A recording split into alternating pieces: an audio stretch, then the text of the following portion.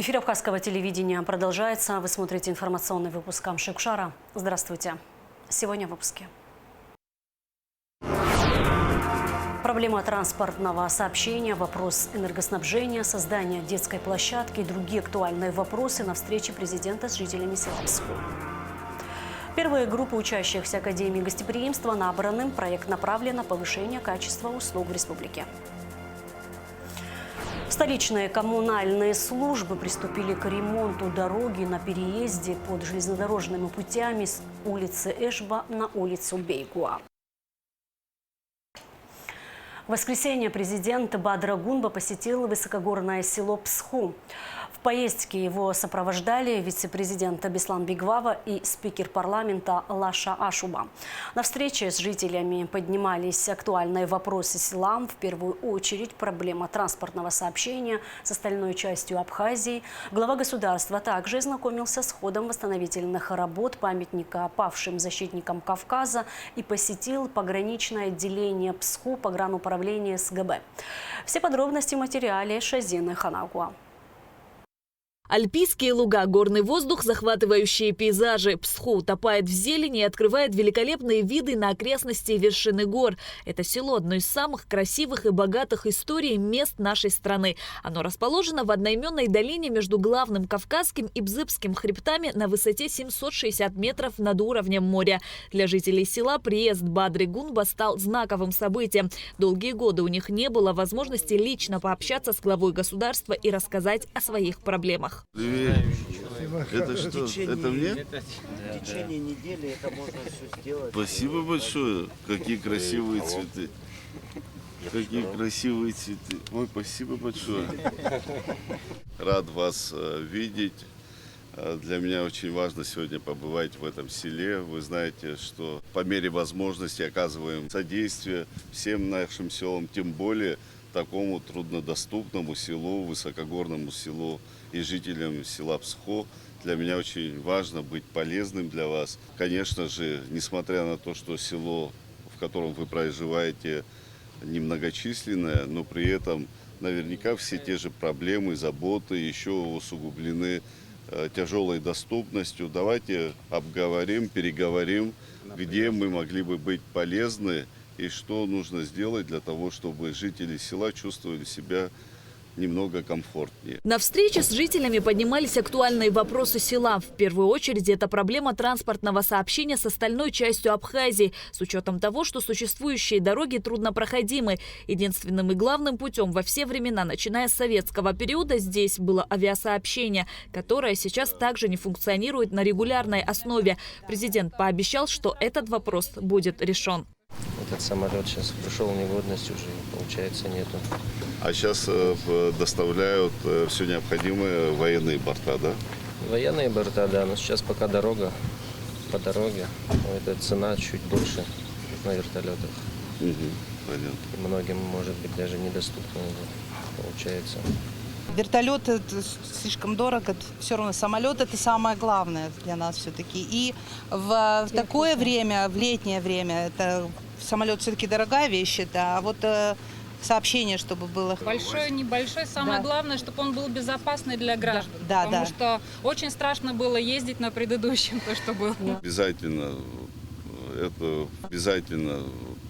это фактически дорога жизни, да? Именно так и есть. И мы обязательно восстановим, значит, то сообщение, которое было. Сейчас по приезду определенные поручения дадим. Будем искать борт наиболее приемлемый, чтобы сюда доставляли продукты питания, все необходимое бесперебойно.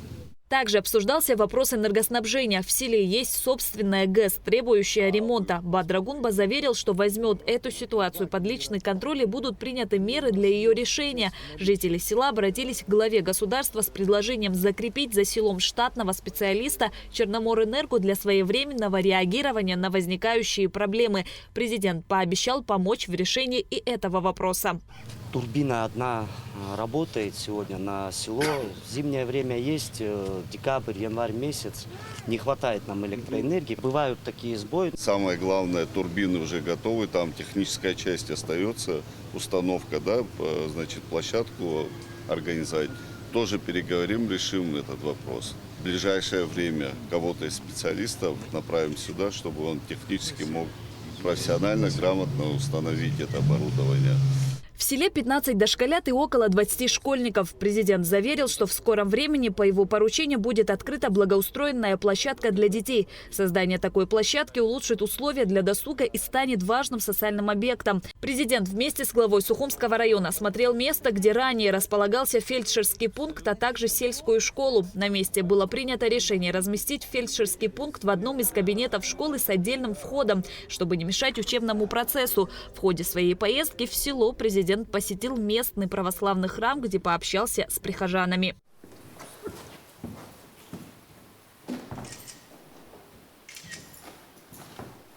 Президент также ознакомился с ходом восстановительных работ памятника павшим защитникам Кавказа. Реконструкция проходит в рамках программы к 80-летию Победы, финансируемой Фондом президентских грантов Российской Федерации.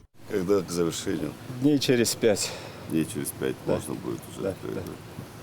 Ну, это хорошая возможность, значит, в рамках программы, которая была по восстановлению и реставрации объектов Великой Отечественной, из Фонда президентских грантов Российской Федерации более 80 сел воспользовалось такими условиями и приводят в порядок. Бадра Гунба также посетил пограничное отделение ПСХУ погрануправления СГБ, где ознакомился с условиями службы военнослужащих.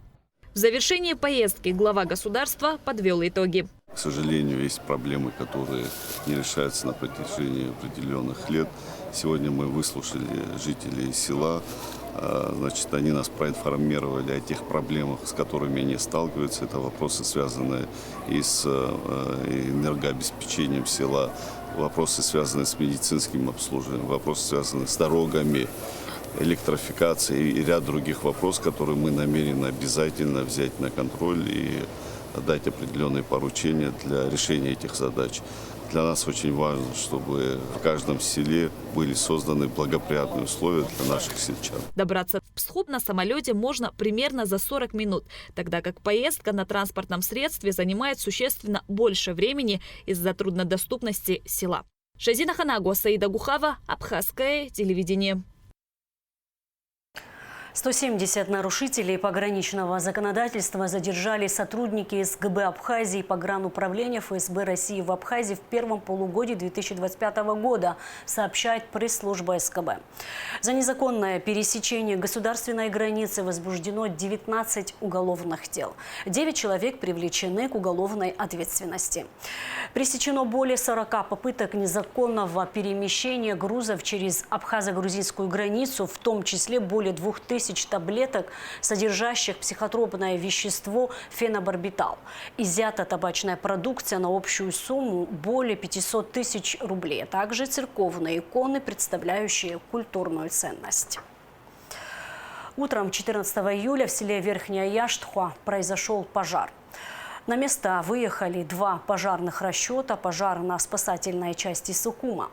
Огонь был оперативно ликвидирован, пострадавших нет, причины пожара выясняются. На базе Айтар в Сухуме открыли Академию гостеприимства Абхазии. Церемонию официального открытия посетили вице-премьер Вараздат Минасян и министр туризма Астамур Логуа. Проект направлен на улучшение качества туристических и ресторанных услуг в республике. Первые группы учащихся Академии уже набраны. Уже в сентябре первый выпуск окончит учебу, а лучшие поедут на стажировку в Турцию. А Элита Арутюнян расскажет детали. Увлеченные слушатели с интересом участвуют в тренинге, где предполагаются лекции, интерактивное общение и не только. Участники стараются получить как можно больше полезной информации, которую впоследствии смогут применить на практике. Где ручка от чашки? Ручка от чашки. Значит, она должна была подать мне. Я сама управляю большим персоналом, и линейный персонал – это такая основа сердца отеля, и, конечно же, им нужно образование. Все-таки, когда специалисты передают свой опыт, делятся стандартами, это очень важно. Наша задача сделать все для того, чтобы гость, который приехал к нам единожды, захотел к нам вернуться. И это не может быть задача одного человека, управляющего, например, как я. Да? Это общая задача всего персонала. И мы очень надеемся, что такой проект улучшит нашу работу, и мы улучшим свое гостеприимство. Академия гостеприимства открыта на базе пансионата «Айтар» в Сухуме.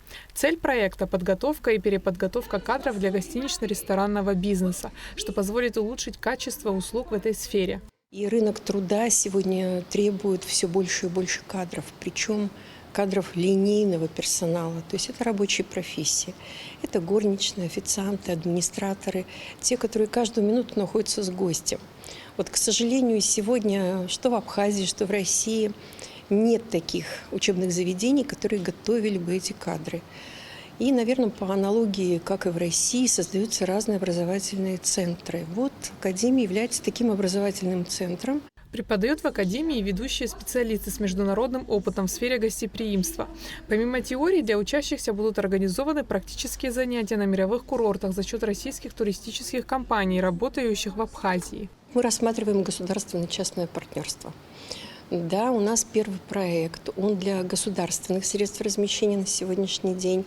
Это благодаря тому, что руководители этих средств размещения понимают, что должно это движение начаться. Вот мы его начали. На сегодняшний день у нас около 50 слушателей. Мы их называем слушатели, потому что это программа дополнительного образования. Это горничные, еще раз официанты, да, повторюсь, администраторы. Есть руководители служб, которые тоже с нами всегда в зале, на наших стажировках. Мы вместе с ними проходим объекты, их предприятия, например, там общепит, да, или служба приема размещения. Все учимся вместе. Министр туризма Астамур Логуа, посетивший мероприятие, поприветствовал слушателей первого набора, пожелав им удачи и успехов. Самая главная задача, из года в год мы говорим о том, что мы хотим улучшить качество сервиса, привлечь еще больше людей в Абхазию. И для этого нам необходимо каждый день каждому из нас на своем уровне самообразовываться. Я думаю, что такого рода школа, которую академией мы называем, будет как раз способствовать этому. Мы будем стараться сделать программу еще интереснее, насыщеннее. Это только начало. Уверяю вас, в будущем году будет все гораздо масштабнее. Абхазия – страна с весомым турпотоком, поэтому в республике необходимо большое количество профессионально обученных кадров в сфере предоставления туристических услуг. Мы с нашими российскими партнерами, вы знаете, что даже на уровне правительства в дорожной карте по развитию туризма есть такая позиция, что российские коллеги нам готовы помочь. Помочь кем? Помочь преподавателями, которые будут приезжать. И вот в нашей академии, которую мы создаем на базе тургостиницы «Айтар», будут проходить лекции, семинары. Астамур Логуа отметил важность развития сервиса в стране. Он сообщил, что лучшие выпускники первой группы Академии гостеприимства смогут отправиться на прохождение практики в Турцию. Сейчас мы начинаем в первую очередь со своих подведомственных РУПов. Это тургостиница «Айтар» и курорт Пицунда. Но наши двери для всех открыты, потому что мы работаем на страну. И мы ждем в этой академии представителей малого, среднего бизнеса. Мы поддержим и обучим ваш персонал. Мы говорим уже и с рестораторами, и есть очень много откликов. Рестораторы ждут, когда же они смогут отправить своих сотрудников на повышение квалификации. И очень хочу отметить, что помимо практических занятий, помимо семинаров, которые проходят здесь, и курс лекций, который мы даем, наши друзья-туроператоры, огромное им спасибо за это, они готовы за свой счет отправить эту группу после практических занятий, после курса лекций на практику в Турецкую Республику. Самые лучшие отели, чтобы увидеть, как это происходит наяву в тех курортах, которые себя уже давно зарекомендовали. Абхазия – страна души, известная красотой своей природы и гостеприимностью, а такие проекты направлены на улучшение качества туристической сферы и привлечению большего количества туристов. Айлита Арутюнян, Рамукамкия, Абхазское телевидение. Туристический сезон в этом году стартовал с некоторым отставанием из-за холодной погоды в начале лета. В целом, несмотря на задержку в начале сезона, перспективы туристического сектора выглядят оптимистично. Наша съемочная группа побывала в основных достопримечательных местах столицы, а также пообщалась с ательерами. Опрошенные туристы в целом оценили отдых в республике как положительный. Репортаж Гунды Шоуа. Из-за холодной погоды в мае и июне турсезон 2025 начался с некоторым отставанием. Однако, как только солнце начало пригревать, температура воздуха поползла вверх, путешественники, истосковавшиеся по отдыху, ринулись к излюбленным местам. Ботанический сад – один из центров притяжения туристов столицы. Первый раз отдыхаем прямо в Абхазии. До этого были на экскурсиях. Понравилось и решили приехать именно отдохнуть сюда. Отдыхаем с семьей. Все очень нравится, народ гостеприимный, красота природы неимоверная просто. Бывали уже по второму разу, проехали у озера Риица, Новый Афон, и можно ездить и ездить, не надоедает, очень красивое море, чистейшее. Мы приехали с семьей из Новосибирска, как прилетели, приехали, живем сейчас временно в Алахадзе, сюда приехали, ботанический сад, посетить не только сад, но и сам город посмотреть и вообще окрестности. Отдыхается хорошо, погода хорошая, море теплое. На песчаном пляже пока не были, но надеюсь, все получится. Все хорошо, вежливые, все нормально. Полиция внимательная очень, ГИБДД особенно. Ботанический сад с его богатой коллекцией растений со всего мира станет настоящим спасением для тех, кто искал уединение и красоту в городской суете. Разнообразие цветущих кустарников, тенистые аллеи и прохлада прудов с цветущими кувшинками создают идеальные условия для неспешных прогулок и фотосессий. Прекрасный отдых, чистая вода, отличная нетронутая природа.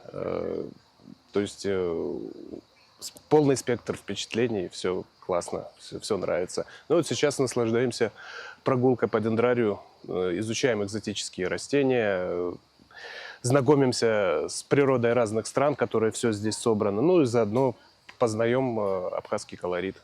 Пока что мы не так долго здесь, несколько дней, но я скажу так, впечатления в целом такие комплексные, все понравилось. В общем, все понравилось, и мы уже решили, что обязательно спланируем следующий отпуск, или один из ближайших тоже здесь.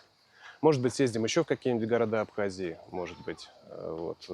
Пока что мы под приятным впечатлением. В Абхазии набирает популярность инклюзивный отдых, предоставляющий возможность людям с ограниченными возможностями насладиться красотой природы и культурным наследием страны.